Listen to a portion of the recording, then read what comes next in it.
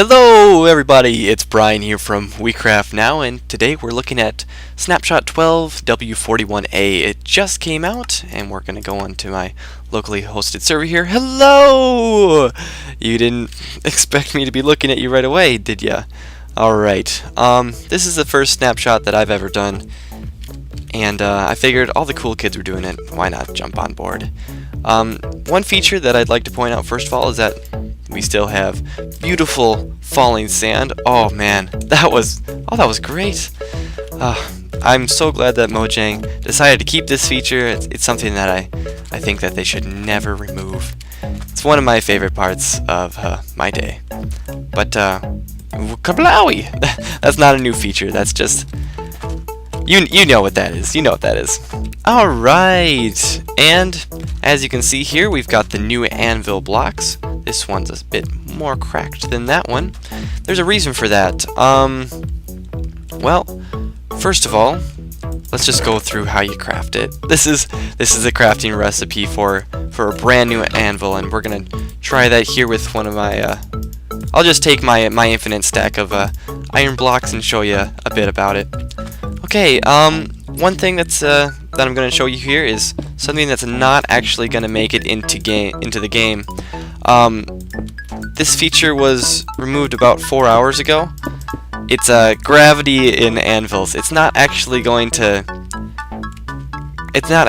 be in the game. Dinnerbone tweeted that he removed it shortly after he released the actual snapshot. One thing that I was going to note was that anvils always fall vertically, facing south, but that point is irrelevant now. I'm pretty sure it was also supposed to break flowers, but that doesn't seem to be the case here. Nevertheless, as you can see here, we've got all these anvils in order here. We can jump on them from increasing, decreasing order, decreasing order.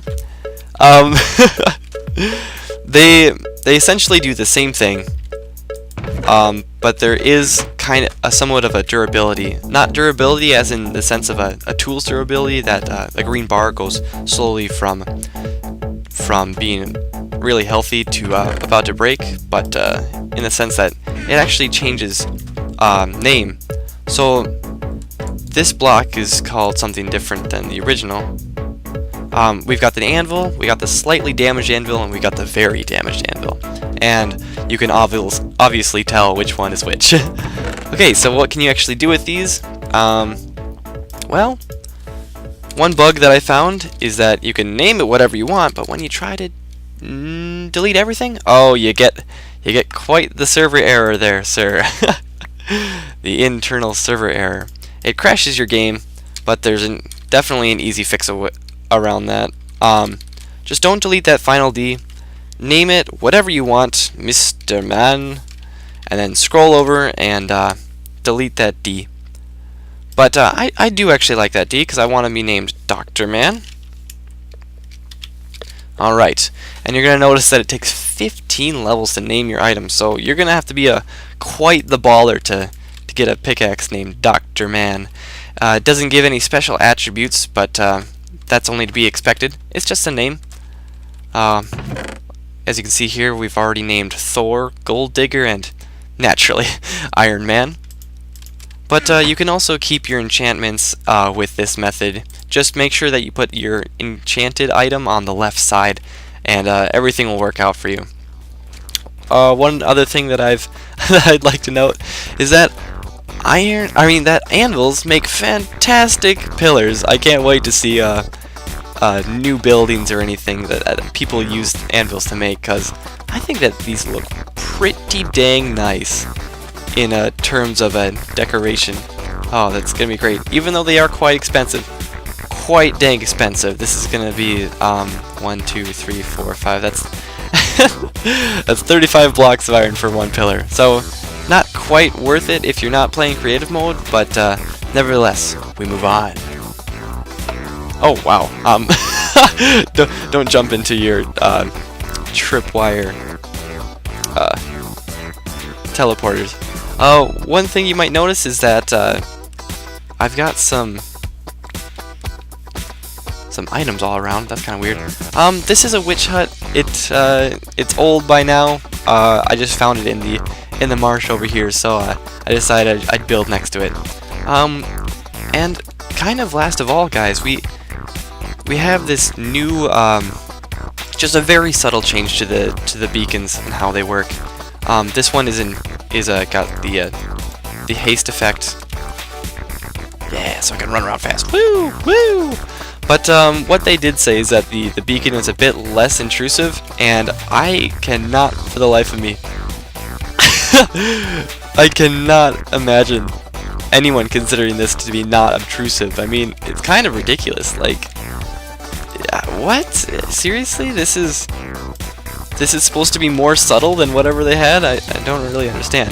One thing that I was interested in figuring out, though, is that what happens here? Okay, yeah, it goes right through these blocks. Whoa!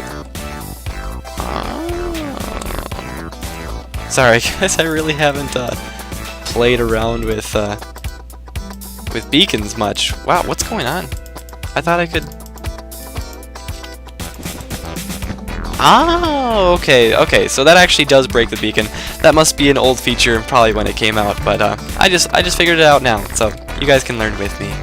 Fantastic. I definitely forgot to turn off the music for this. Installing a new client and whatnot. Sorry about that, guys. And I guess the final feature that really matters to you, because surely you're not someone with a Mojang cape, is that when fighting mobs, it's only going to give you the sound effect for leveling up once every 5 levels, and that's kind of sad for me. I definitely didn't dislike the level up noise. I thought it was a very welcome feature. Let's see if we can't remind ourselves of what that glorious sound sounded like.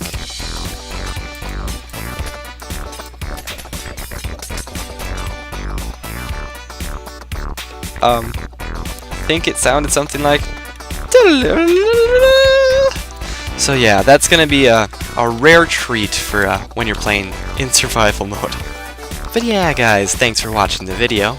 We're only about 2 weeks away from the actual release of 1.4, which is something that I can't wait for. Probably mostly for the console command blocks, mostly.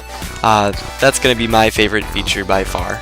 That and maybe slimes spawning at nighttime in the swamps. I need to get my sticky pistons going. But nevertheless, thanks for watching, and have a nice day. Stole that one from iPod Mail.